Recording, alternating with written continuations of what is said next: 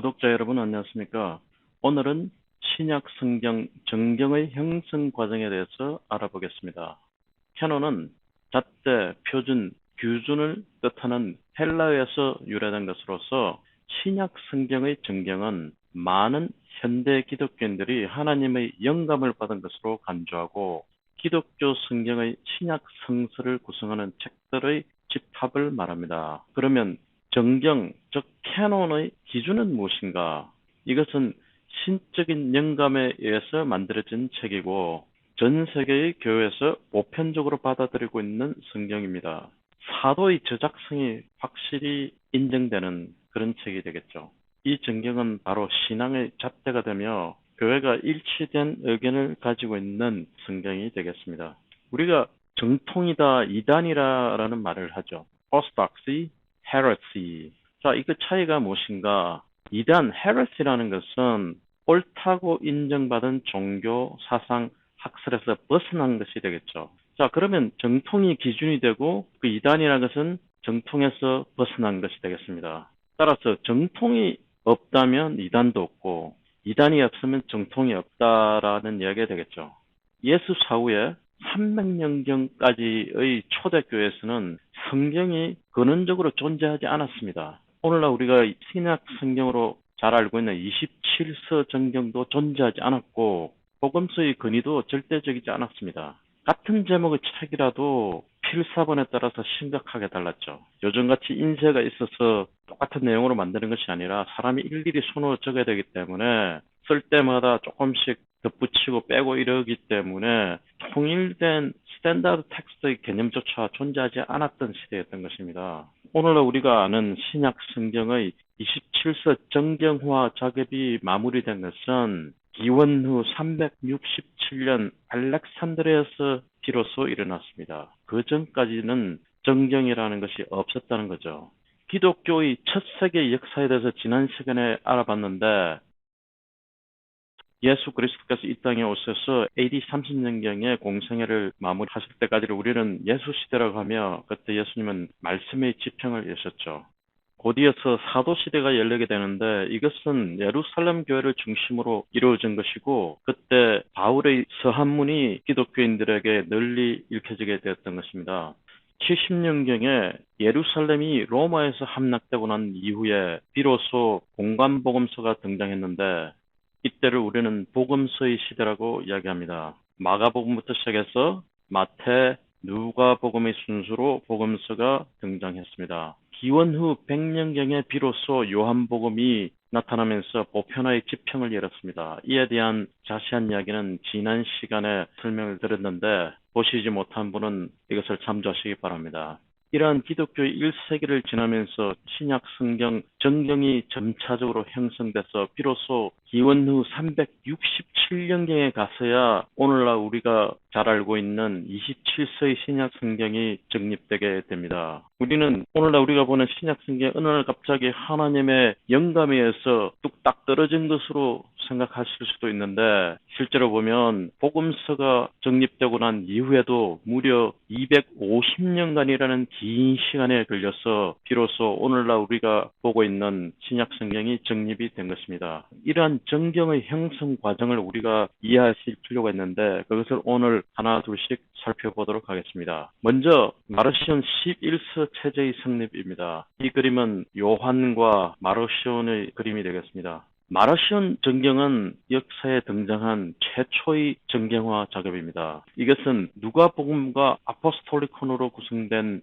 11서 체계가 되겠습니다. 여기서 아포스톨리콘이라는 것은 바울의 10개의 서한을 이야기하고 있습니다. 마르시온 11서 체제의 의미는 기독교 역사에서 출현한 최초의 신약 성경의 모습이라는 데 큰 의의가 있습니다. 마르시온의 사상에 대해서 살펴보면 이 사람이 주장하는 것은 기독교는 구약 전통에서부터 완전히 분리되어야 한다고 주장하고 구약은 더 이상 필요가 없다고 주장하는 급진적인 사상을 갖고 있었던 사람입니다. 이 사람은 영지주의적인 세계관을 갖고 있던 사람인데 이 영지주의라는 것은 나스티시즘이라는 것인데 히라브 그노시스에서 유래된 말입니다. 그노시스라는 것은 신비주고 계시적인 지식이 되겠습니다. 이 영지주의에서 주장하는 것은 영은 그 육에 갇혀 있는 빛이고 영은 육체의 감옥 속에 갇혀 있지만 본래의 고향인 빛의 세계로 돌아가기를 갈구한다. 오늘날 기독교인들은 구원을 얻기 위해서는 믿음이 필요하다. 믿음에서 구원을 받는다. 이렇게 믿고 있는데 영주주의자들이 주장하는 것은 그노시스라는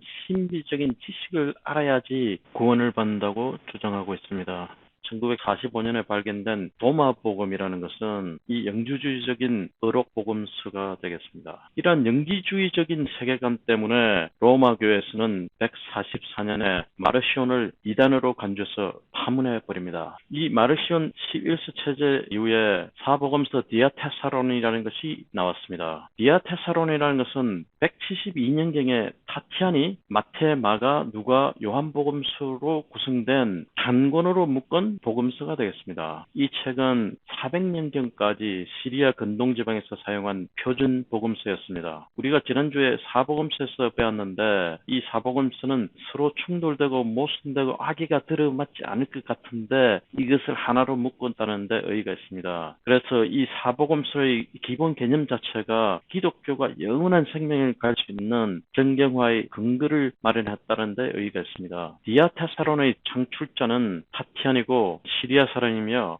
순교자 유스틴의 제자입니다. 유스틴이 순교당한 후에 타티안은 로마교로부터 이단으로 규정되고 축출이 되고 맙니다. 그 이후에 300년경에 23서 체제의 무라토리 정경이 성립되는데 이것은 1740년에 이태리의 발굴자이며 출판인이었던 무라토리라는 사람이 170년, 180년경에 로마에서 그리스말로 작성됐다고 하는 성경 목록이 있었는데 그것을 라틴어로 번역한 그런 원고를 발견했습니다. 그 이후에 신학자들이 분석해 본 결과 이것은 아마도 4세기경 동방교에서 사용한 23서 목록이 아닌가라고 판단이 됩니다. 이것은 마태, 마가, 누가, 요한복음의 사복음서를 포함해서 총 23서로 구성된 목록입니다. 이제 기원 후 313년경에 기독교 역사에서 획기적인 사건이 발생하는데 그것이 바로 밀라노 칙령에 의한 기독교 공인 사건이 되겠습니다.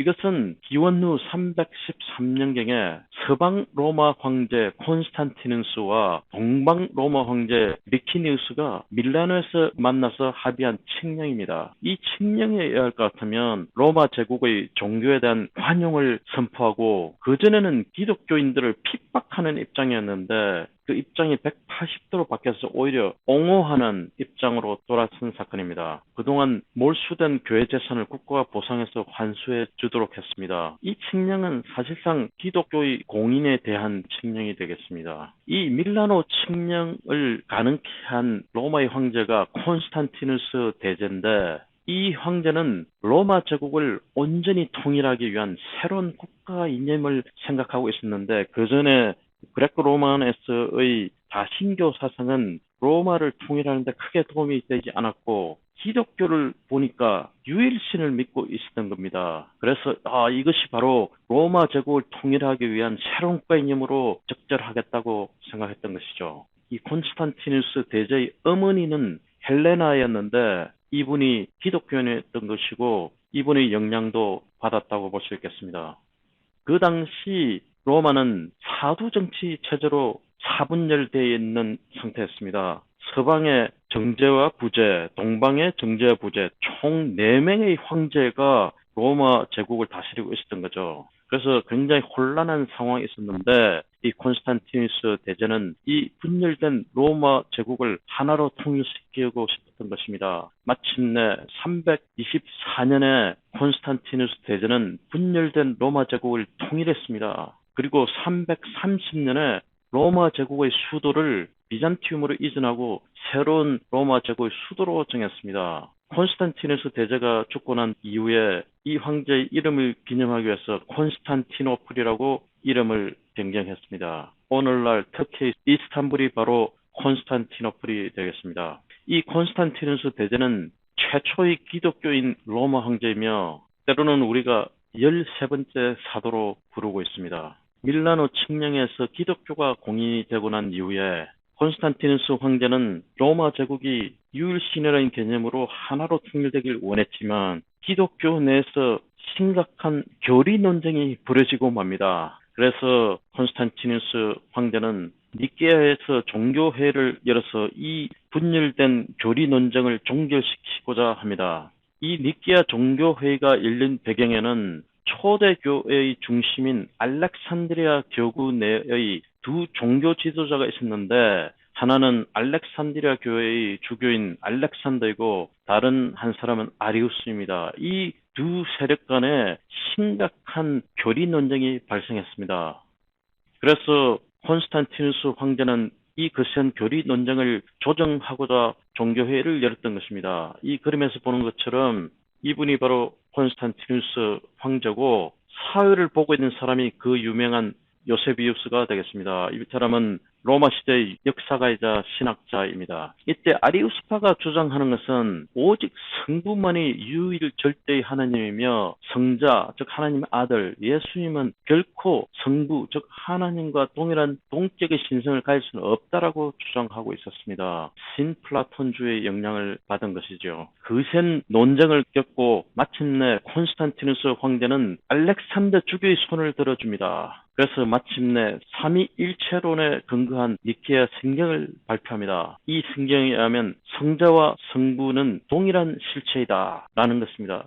삼위일체론의 핵심적인 내용이 니케아 성경을 통해서 발표된 것입니다. 오늘날 우리가 성자와 성부는 동일한 하나님이시다라고 믿고 있는 이러한 삼위일체론이 쉽게 얻어진 것이 아니라 이러한 결론을 내리기 위해서 무려 100여 년간 치열한 교리 논쟁을 겪었던 것입니다. 이 니케아 종교회의에서는 아리우스파를 이단으로 규정해서 교회에서 추방해버립니다. 오늘날 우리가 기념하고 있는 부활절도 이때 제정이 되었습니다. 이 니케아 성경에서 마침내 오늘의 기독교의 모습을 결정하게 된 것입니다. 이 니케아 종교회의 이후에 오늘날 우리가 잘 아는 7서 신약 성경 정경이 마침내 367년 아타나시우스에서 성립이 됩니다.